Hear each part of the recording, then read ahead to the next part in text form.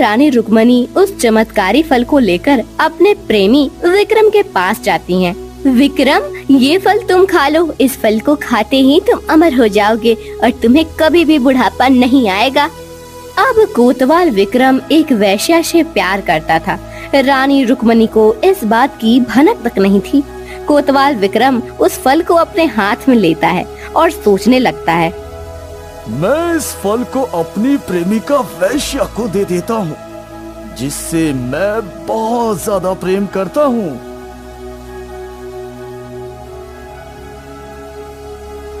उसके बाद कोतवाल उस फल को वैश्या को देने चला जाता है और वहाँ जाकर उस वैश्या को कहता है, हे प्रिय, तुम इस फल को खा लेना, क्योंकि ये फल बहुत चमत्कारी है।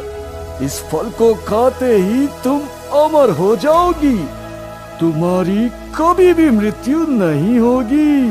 हाँ। यह कहकर कोतवाल वो चमत्कारी फल उस वैश्या को दे देता है और वहाँ से चला जाता है। उसके चले जाने के बाद वह वैश्या उस चमत्कारी फल को देखकर सोचने लगती है, आखिर इस फल को खाकर मैं क्या करूँगी, क्योंकि अमर होकर मैं कौन सी सिद्धि प्राप्त कर लूंगी। मुझे इस नरक के समान जीवन से मुक्ति नहीं मिल पाएगी। मुझे यह चमत्कारी फल हमारे राजा हरिसेन को देना चाहिए, क्योंकि वह इस राज्य के पालक हैं। वह सबका ख्याल रखते हैं। अगर राजा इस फल को खा लेंगे तो वो हमेशा जवान रहेंगे और लंबे समय तक अपनी प्रजा को सब सुख सुविधाएं देते रहेंगे। इसलिए इस चमत्कारी फल के हकदार वही हैं। उस वैश्या को यह बात पता नहीं थी कि एक संत महात्मा ने ही यह फल उस राजा हरिसेन को ही दिया था और राजा हरिसेन ने उस फल को अपनी रानी रुक्मणी को दिया था। और उसके बाद रानी रुक्मणी ने उस फल को अपने प्रेमी कोतवाल विक्रम को दिया था और विक्रम ने ये फल अपनी प्रेमिका वैश्या को दिया था। अगली सुबह वो वैश्या उस चमत्कारी फल को लेकर राजा के महल में पहुंच जाती है। हे राजन, मैं आपको प्रणाम करती हूँ। मैं इस दरबार में आज एक बहुत ही अद्भुत और चमत्कारी चीज लेकर आई हूँ और ये अद्भुत चीज आप स्वीकार करिएगा महाराज। अच्छा, ऐसी कौन सी अद्भुत चीज है जो तुम हमारे लिए लाई हो? हम भी देखना चाहते हैं भाई। हे प्रजाजनक, आज मैं एक ऐसा फल लेकर आई हूँ। यह फल बहुत ही चमत्कारी है। इस फल को खाने के बाद मनुष्य कभी बूढ़ा नहीं होता है और ना ही उसकी कभी मृत्यु होती है। वह इस फल को खाकर अमर हो जाता है।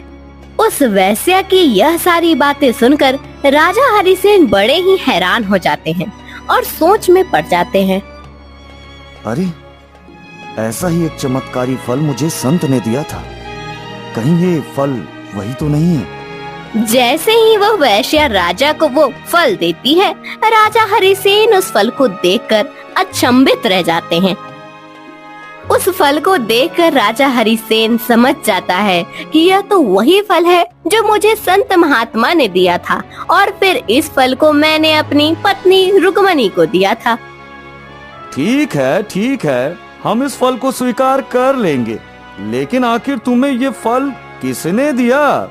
राजा के ऐसा पूछने पर वह वैश्या डर जाती है और डरते हुए राजा से कहती है, महाराज, ये फल मुझे मेरे प्रेमी कोतवाल विक्रम ने दिया था, जो कि आपके महल में काम करता है। यह सुनकर राजा को बहुत गुस्सा आता है। उसके बाद राजा कोतवाल विक्रम को दरबार में बुलाते हैं। कोतवाल, सच सच बता, तुझे ये फल किसने दिया? अगर झूठ बोला तो तुझे सूली पर चढ़ा दिया जाएगा। नहीं माई बाप, ये फल आपकी पत्नी, इस राज्य की रानी रुक्मणी ने मुझे दिया था। कोतवाल विक्रम के इस प्रकार के जवाब को सुनकर राजा हरिसेन हड़बड़ा जाते हैं और बहुत परेशान भी हो जाते हैं। मैं अपनी पत्नी रुक्मणी से बहुत प्रेम करता था और उस पर आंख मूंद कर विश्वास करता था। उसने मेरे साथ इतना बड़ा विश्वासघात किया है। इसके बाद राजा हरिसेन अपनी पत्नी को दरबार में बुलाता है। प्रिय, मैंने तुम्हें ये फल दिया था, परंतु ये फल कोतवाल के पास कैसे आया? राजा के इस प्रकार के वचन सुनकर रानी रुक्मणी बहुत घबरा जाती हैं। इसके बाद रानी रुक्मणी राजा हरिसेन को सारी सच्चाई बता देती हैं और कहती हैं, महाराज, यह सत्य है कि मैं इस कोतवाल विक्रम से प्रेम करती हूँ और आपके छोटे भाई तरुण ने आपसे जो कुछ भी मेरे बारे में कहा था वह सच ही था। रात्रि के 2 बजे मैं इसी कोतवाल विक्रम से मिलने के लिए जंगल में जाती थी।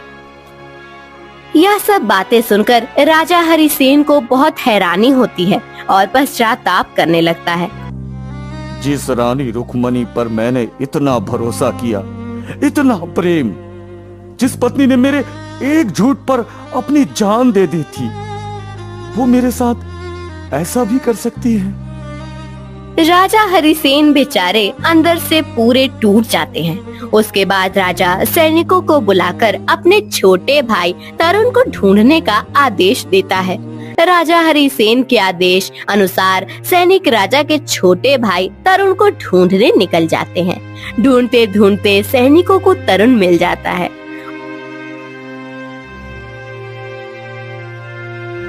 और सैनिक उसे राजमहल में ले आते हैं। राजा हरिसेन अपने छोटे भाई को देखकर काफी ज्यादा खुश हो जाते हैं। मेरे भाई, मुझसे बहुत बड़ी भूल हो गई और इस भूल का मैं पश्चाताप करूंगा। इसके बाद राजा हरिसेन अपनी पत्नी रुक्मणी को और उसके प्रेमी कोतवाल विक्रम को तथा उस वेश्या को राज्य से बाहर निकाल देता है। राजा हरिसेन को जिस